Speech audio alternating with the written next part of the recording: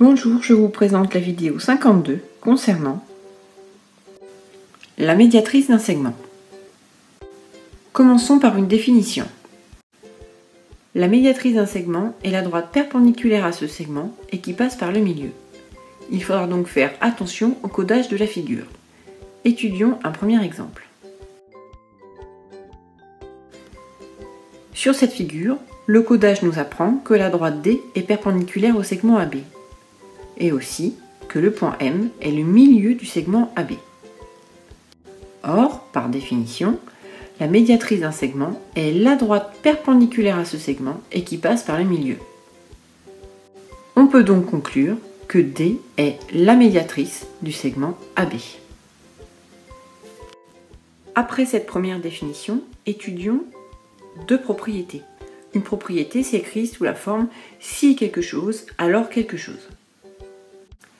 Si un point appartient à la médiatrice d'un segment, alors il est équidistant des extrémités de ce segment. Je vous rappelle qu'équidistant signifie égale distance. On vient de démontrer dans l'exemple précédent que la droite D étant perpendiculaire au segment AB et passant par son milieu représente la médiatrice du segment AB. On a donc le point C qui appartient à la droite D qui est la médiatrice du segment AB. Or, dans ce cas, si un point appartient à la médiatrice d'un segment, alors on peut dire qu'il est équidistant des extrémités de ce segment. On pourra donc dire que la longueur AC est égale à la longueur BC. Et ainsi, en conclure que le triangle ABC est isocèle en C. Réciproquement, si un point est équidistant des extrémités d'un segment, alors ce point appartient à la médiatrice de ce segment. Sur cette figure, on remarque que les longueurs EH et HF sont égales. Ainsi, le point H est équidistant des extrémités du segment EF.